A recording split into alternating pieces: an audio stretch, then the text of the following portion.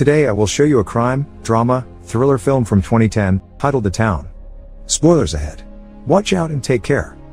The neighborhood of Charlestown, Boston is known for its high amount of bank robberies all year long. 4 long-life friends are particularly good at it: Doug, Jem, Glownsy, and Des.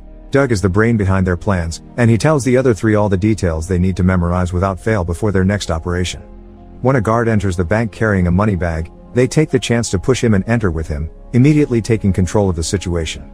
Every person present is thrown to the ground, their cell phones are taken, and after the thieves empty the cashier station, they make manager Claire Kesey open the vault.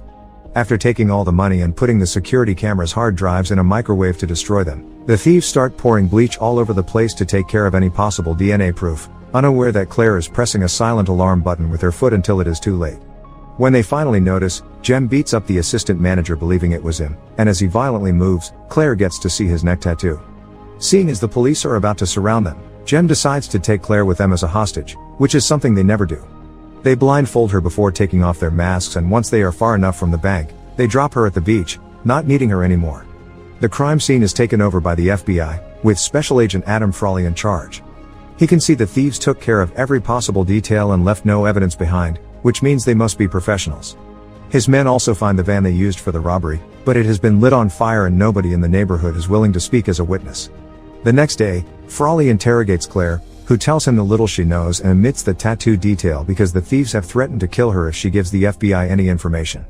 Meanwhile, the 4 thieves get together to discuss Jem's awful idea of taking a hostage, but when he arrives, he brings worse news. He has Claire's ID and has noticed she lives near them, so she will see him in the neighborhood often. He thinks he should follow her around and make sure she is scared enough not to talk, but Doug takes over and says he will do it because Jem has already been to jail once and he can't afford a second strike, but in truth, he will do it because he doesn't trust how violent Jem has been lately. Afterward, Doug and Jem go around the neighborhood to do all necessary payments to their gun dealer, their car dealer, and Fergie, an Irish mobster whose front is a flower shop. Then they spend the evening drinking, gambling, and taking drugs with call girls. The following night, the 4 of them are having a drink at a bar when they are approached by Chris, Jem's sister and a single mother. She and Doug used to be together, and she says she misses him, but Doug doesn't want anything to do with her and leaves. Some hours later, however, when Doug is watching TV at his place, Chris lets herself in with her old copy of The Keys and makes love to him on the couch. The next day, Doug starts following Claire around and enters the laundromat after her. When she starts crying because she finds faded bloodstains on her shirt, he takes the chance to make contact, pretending to comfort her. To make her feel better, he takes her out for a drink. They chat and bond, although Doug lies and tells her he works in construction and that his dad lives in the suburbs instead of being in prison. Then he takes her on a boat ride, claiming it belongs to a friend, but actually he is breaking in just for this. When she asks him about all the bank robbers that live in Charlestown, he just says stories are exaggerated. The following day, when Doug meets with Jem, he tells him he has Claire under control and that she doesn't need to be killed. After interrogating and beating up a criminal contact of his, Frawley gets a clue: these thieves didn't do trucks like others, they knew how to work the box. This kind of knowledge can only be acquired while working somewhere like Vericom, so they start looking into work records and employee profiles. Frawley also meets Claire for lunch to ask her some more questions and tries to flirt with her, but she mentions she is already sort of seeing someone. Claire and Doug start going out together, a fact Doug keeps hidden from his gang. The closer they become, the more they share about each other. Claire admits she is working with the FBI, and Doug pretends to be simply curious to ask her if they have any possible suspects. She also mentions the tattoo she saw, which she doesn't know if bringing up to Frawley because if it may get her killed. Doug advises her to keep it a secret for now as a card she can play later, especially if it means avoiding witness protection. In return, Doug shares that his mom left him when he was 6 and he tried to find her, but his dad never did anything about it. During one of their dates, Claire talks about having to take the long way to work because some gang members throw bottles at her vehicle if she takes the normal road. So after dropping her at her home, Doug picks up Jem and together they go intimidate the assaulters. Doug only beats them up and plants some drugs, telling them to leave before the week ends, but Jem gets too much into it and shoots the guy's leg before taking off his mask and showing him his face. Doug isn't happy with how violent Jem has been lately. Meanwhile, Frawley finds Des's file as a Vericom employee, whose sick days match the dates of various bank robberies. This allows them to follow him into a family barbecue and discover the identities of the whole gang, although they still are missing hard evidence to catch them. For now, Frawley orders his agents to keep surveillance on all of them. While having lunch together on a sunny day, Claire tells Doug that this weather reminds her of the day her brother died. When she leaves the table for a moment to go to the restroom, Jem suddenly shows up and sits with Doug, who is now worried he will find out his secret, so he tries to make him leave to no avail. Claire comes back, and while Jem is clearly shocked to see her, he still plays along and chit-chats for a bit before leaving, as Doug makes sure to say goodbye to him as an excuse to cover the tattoo with his hand. Later, Jem confronts Doug about her, thinking it is a terrible idea to sleep with the person that could send them to jail. He hasn't told the others, but he wants Doug to do something about it and concentrate on their next operation instead.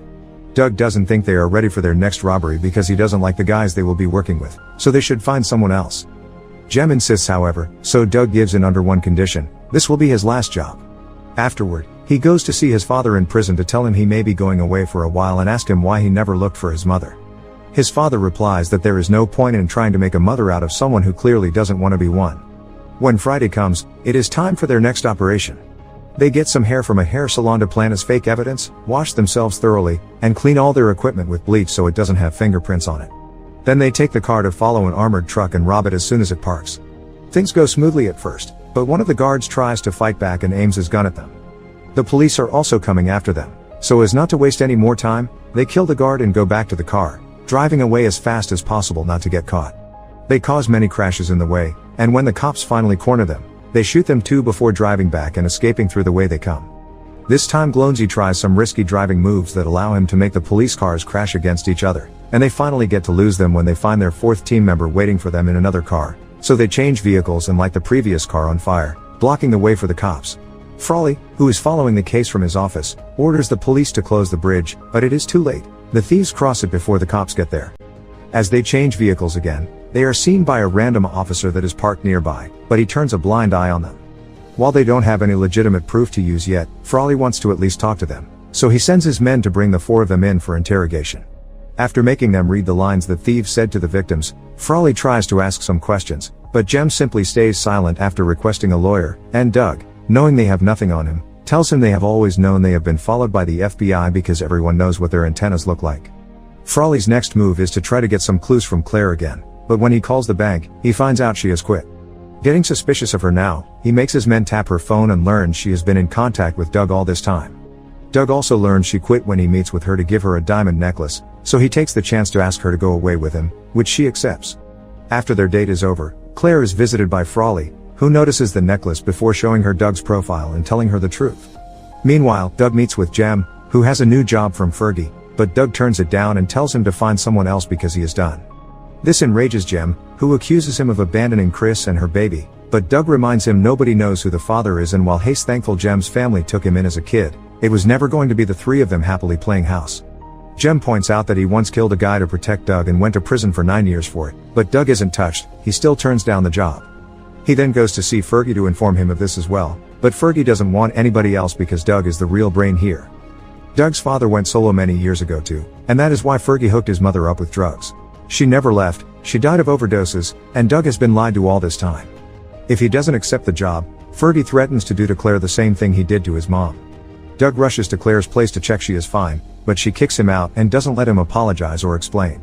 From then on, he tries to keep an eye on her apartment and sees one of Fergie's thugs hang a funeral wreath on her door. Doug destroys it as he finally accepts he will have no choice but to accept this job.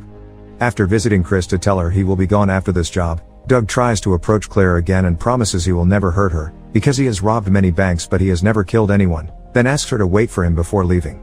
The gang gets together to hear Fergie's plan. He has inside information to rob Fenway Park, and they will do it the morning after the big game, when their safes will be full. While they go over the details, Frawley approaches Chris at a bar, thinking she may be the weak link in the family. After fake flirting with her, he shows her his badge and implies he knows she is a mule for Fergie. When she asks for a lawyer, he makes his move and sows the seed of discord by pointing out that even if she was together with Doug for many years, he never bought her a diamond necklace. Chris gives him a fake lead, so the day of the operation, Frawley and his men follow the wrong truck while Chris visits Doug to ask him to take her with him because she also wants a new life, but Doug kicks her out after telling her he is leaving with someone else. Frawley finds her later in the hospital after she crashed her car while under the influence, and he promises he will find protection for her and her kid in exchange for information. Feeling as she is always getting used, she gives in and tells her about Fenway Park. While Dez uses his electrician knowledge to disable the alarms and security cameras, Doug and Jem dress up as cops and are allowed inside the stadium by a contact of Fergie's. They come across some employees and guards, but their police act doesn't work out and soon they are taking out their guns and making the men lower themselves to the floor so they can tie them up.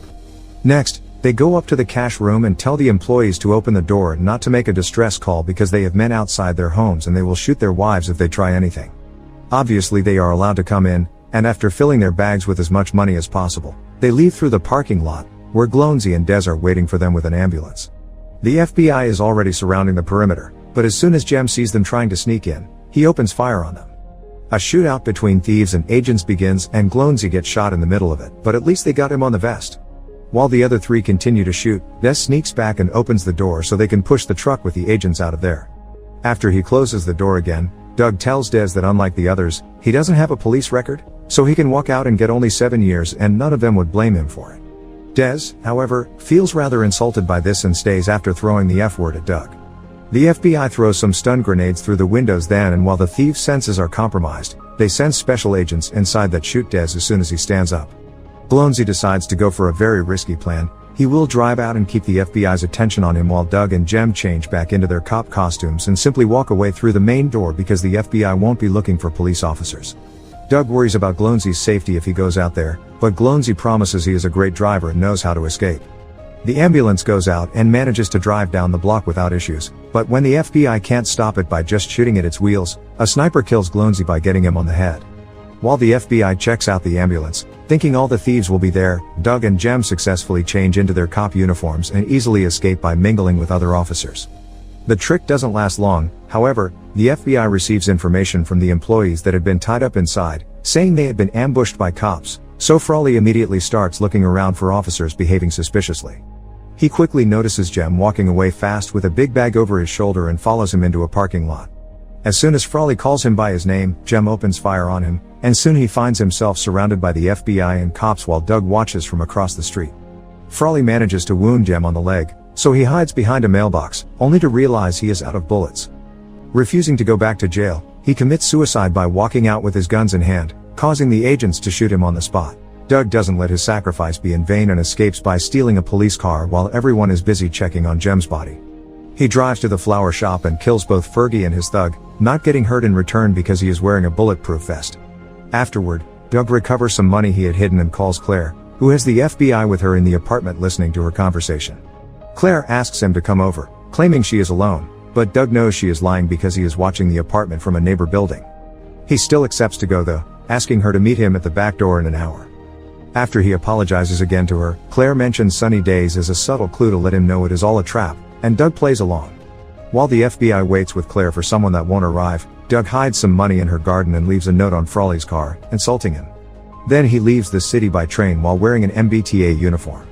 Frawley is suspicious of Claire's sunny days line, but it is too cryptic for him to use as evidence of anything and Claire is free of any possible charges. Days later, she finds the money Doug left for her with a note saying one day they may see each other again. She decides to donate it to refurbish the local ice hockey arena where Doug once played in memory of his mother. Make sure to subscribe and turn on notifications so you can watch more videos like this. Thanks for watching.